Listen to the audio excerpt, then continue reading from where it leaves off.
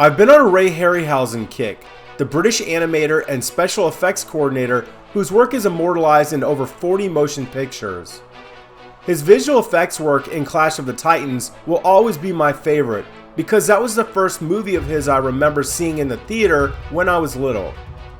Incidentally, it was also his last, as he retired from filmmaking shortly after the planned sequel was denied funding by the studio. I came to the unfortunate realization recently that I've seen very few of his movies, or at least in their entirety. Having just watched 1955's It Came From Beneath the Sea, which I found on Tubi, I thought it would be fun to match up some shots from the filming locations in San Francisco. Directed by Robert Gordon, the movie starts on board a Navy submarine, but not just any sub, a nuclear-powered attack sub. Serving in the Pacific, the ship is the newest and most lauded in the entire US fleet. Commanded by Pete Matthews, on her shakedown cruise, the ship encounters a strange sonar signal. It follows them, and unable to outrun the anomaly, the crew are attacked and eventually escape. The submarine heads to the port of Pearl Harbor in Hawaii for repairs. The ship used in the film was real, but it wasn't atomic. It was a diesel-powered submarine called the USS Cubera, and it was launched in June 1945. Too late to see action during World War II. All the submarine scenes in the movie were filmed in and around Hunters Point Shipyard in San Francisco. Several real sailors played supporting roles. The sub was decommissioned and sold to Venezuela in 1972. In 1989, it was scrapped. Back to the movie, divers find organic material jammed in the dive planes of the sub. In port, a duo of marine biologists from Harvard University are called in to investigate the strange animal tissue. After an excessive, weeks-long investigation, Drs. Joyce and Carter conclude that it is from a radioactive giant octopus, a creature mutation caused by hydrogen bomb testing in the Marshall Islands. An octopus starved for food because other sea creatures are driven away by its radioactivity. But the stress of the scientific tests sets up the opportunity for a bizarre love triangle between Drs. Joyce, Carter, and Commander Matthews. Dr. Joyce falls for the chauvinist sailor while her partner seemingly goads them on.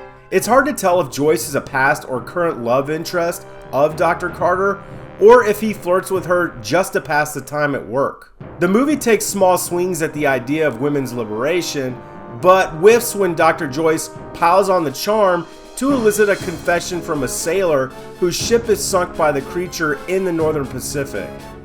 With a limited production budget, the movie utilizes a lot of rear camera projections and stock footage of real locations in Hawaii and California. The scenes filmed on the Navy base at Hunters Point were second camera units and didn't include the primary actors. If I had to guess, most of the scenes involving the actors would have taken place on a soundstage at Columbia Pictures back in Los Angeles. Hunters Point is an interesting location, and I spoke about it in my filming locations video for 1996's The Rock. In that movie, you can see the crane that was used to lift massive battleship gun turrets and other shipboard equipment. Hunters Point was identified for base realignment and closure in 1991. It's part of an ongoing cleanup effort to remediate decades of radiological use. It would be nearly impossible to line up any shots from the movie because many of the buildings have been razed. And to my knowledge, it's still off limits to the public. The 1950s were full of creature features and stories about giant sea monsters. When Harryhausen was pitched the idea for a film about a giant octopus, he was ecstatic that he would be giving complete and total artistic freedom with his visual effects. He agreed to make the movie for a budget of $26,000, very little of which would constitute an actual salary.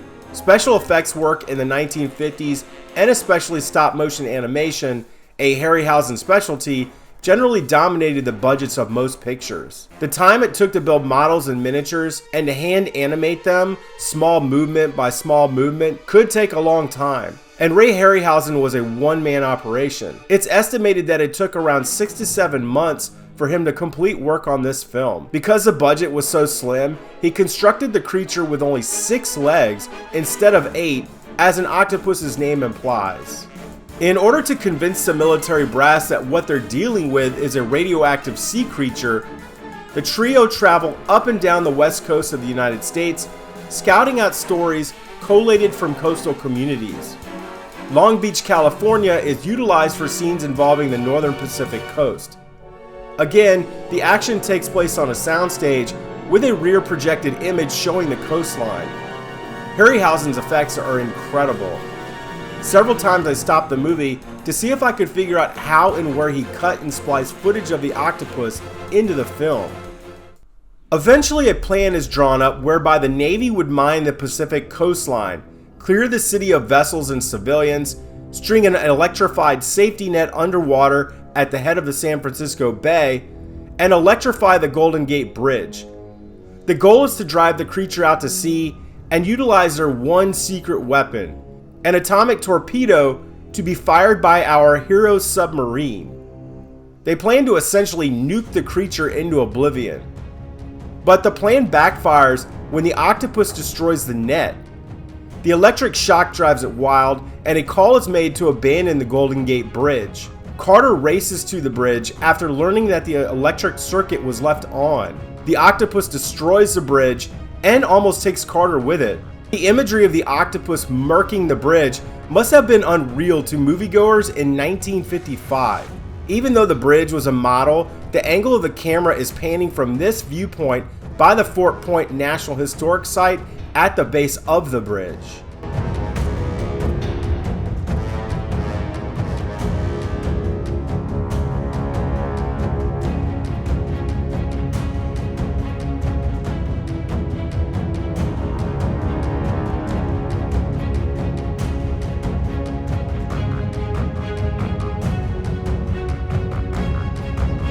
The creature moves into the San Francisco Bay, causing a mass panic in the city. It takes up residence along the Embarcadero and threatens the ferry building.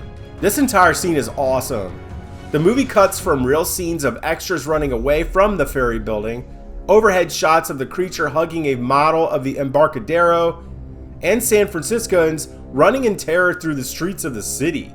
When the creature demolishes the tower of the ferry building, the military calls in the hero sub with the strike torpedo.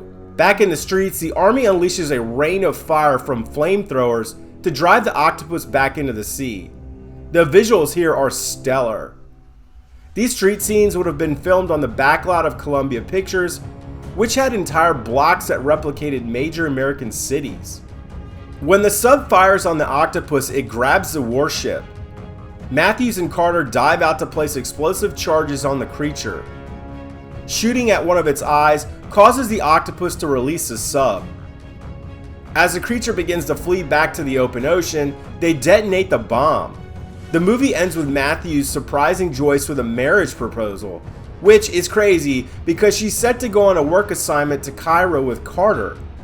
It's implied she's walking away from her entire career to be with this macho seaman who seems to be at least 20 years her senior.